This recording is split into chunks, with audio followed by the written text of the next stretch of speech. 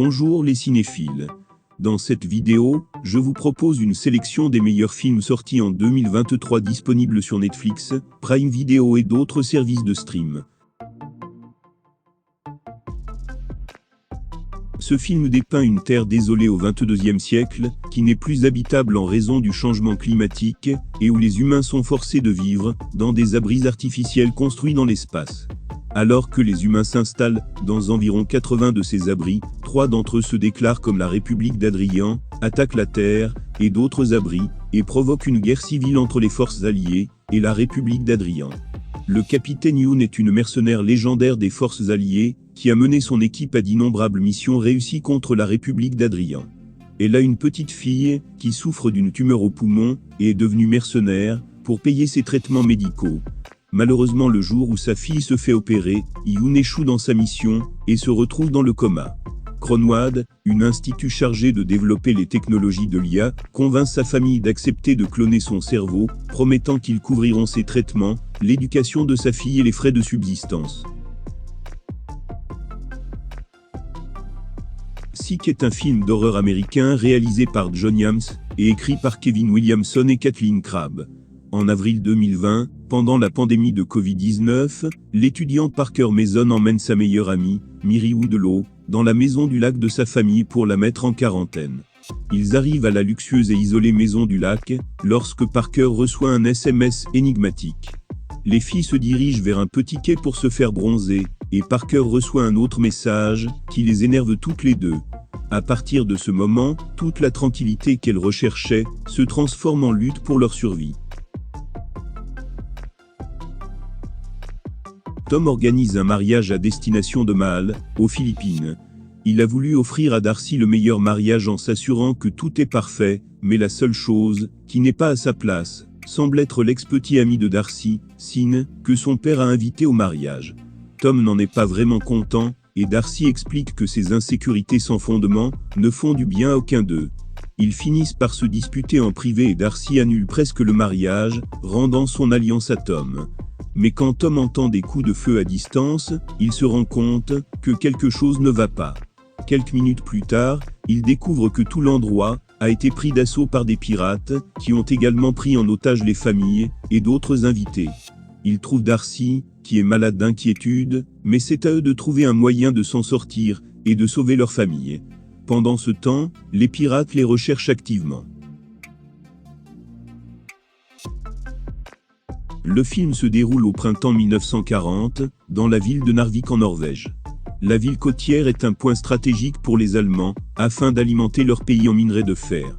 200 Norvégiens prennent les armes, et ne veulent pas que leur ville soit assiégée par l'Allemagne nazie, parmi eux, le jeune caporal Gunnar Toft.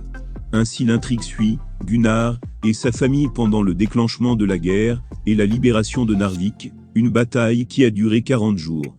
De plus, il nous fait sentir les difficultés de la guerre, avec sa femme obligée de l'aider, en tant que traductrice allemande. Pour terminer, le film est superbement tourné dans les lieux de Narvik, et l'histoire réussit à tenir sur plusieurs niveaux. Une femme nommée Maus est coincée dans un emploi sans avenir, travaillant toute la nuit au Mamas Burlesque Club, où sa patronne Mama l'encourage à poursuivre sa véritable passion, la création de bandes dessinées. Lorsqu'une amie de travail, Doe Ice, disparaît sans que les policiers ne fassent rien, Maus et son acolyte Agli décident de découvrir ce qui lui est arrivé. Désespéré de trouver des réponses et le temps presse, Maus choisit un jeu très risqué, qui la plonge plus loin dans le terrier du lapin, et dans un monde souterrain sordide, la laissant à l'air libre. Ce qu'elle découvre, c'est que la corruption est profonde, que les monstres sont réels et que parfois, la justice est censée être prise en main. Ce film raconte une histoire complètement folle. Elle concerne une tentative de transport de prisonniers extradés et mortels des Philippines vers la Corée sur un navire sécurisé par les autorités à cette fin. Grâce à une série d'incidents, les prisonniers parviennent à se libérer et cherchent à prendre le contrôle du navire. Cette partie du film est une action solide, sanglante et violente de flics et de voleurs, qui est très captivante et bien faite. La nature psychotique de certains des prisonniers rend la révolte particulièrement horrible. L'action, la direction et la cinématographie en font une expérience visuellement captivante.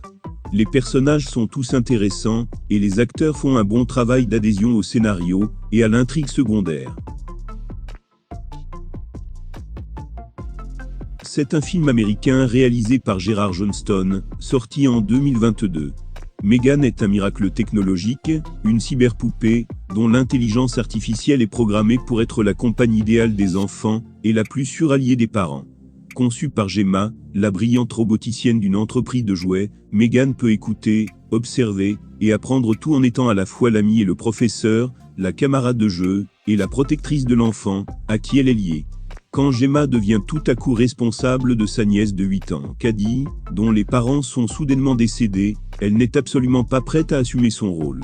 Débordée et sous pression au travail, elle décide de lier le prototype Megan encore en développement à la petite fille, dans une tentative désespérée de résoudre ses problèmes sur ses deux fronts. Une décision qui va entraîner d'épouvantables conséquences. C'est un thriller surnaturel américain de 2023 réalisé par Russell Mulcahy et écrit par Jeff Davis.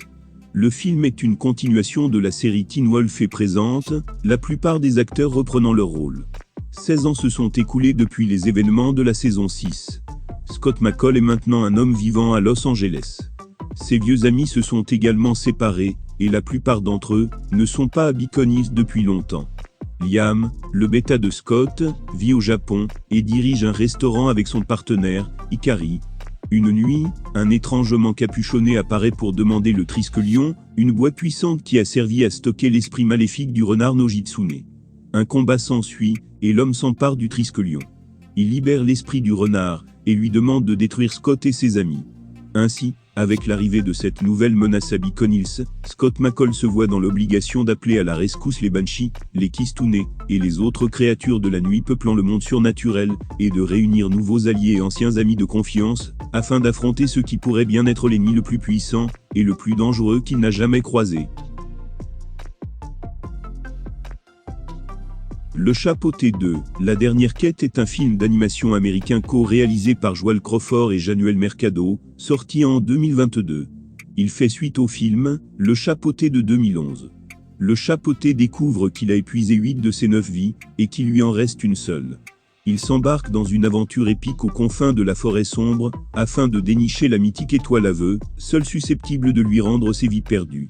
Mais quand il ne vous en reste qu'une, il faut savoir faire profil bas, se montrer prudent, et demander de l'aide. C'est ainsi qu'il se tourne vers son ancienne partenaire et meilleur ennemi de toujours, l'ensorcelante Kitty Patte de velours. Le Chapeauté et la belle Kitty vont être aidés dans leur quête, à leur corps bien défendant, par Perrault, un corneau errant, et galeux à la langue bien pendue, et d'une inaltérable bonne humeur. Ensemble ils tenteront de garder une longueur d'avance sur la redoutable Boucle d'Or, et son gang des Trois Ours, véritable famille de mafieux, mais aussi sur l'Eagle Jack Horner devenu bien grand, ou encore sur le chasseur de primes le plus féroce du coin, le loup. Le Menu est une comédie d'horreur américaine réalisée par Mark Milo, sortie en 2022. N'attendant rien de moins que le meilleur, de tout ce que la haute cuisine a à offrir, un groupe de gastronomes ultra riches au palais exigeant arrive au Thorn, un temple culinaire exclusif dirigé par le chef gastronomique réputé Julian Slowik.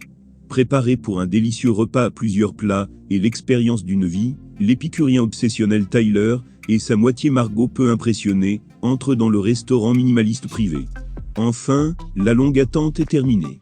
Cependant, personne ne sait que le génie énigmatique de la cuisine a de grands projets pour ce soir. Après tout, l'artiste culinaire impérieux repousse les limites du goût et de la gastronomie depuis des décennies. Désormais, l'animateur peut enfin dévoiler son magnum opus. Mais la clientèle blasée est-elle prête pour la folie créative de Julian ?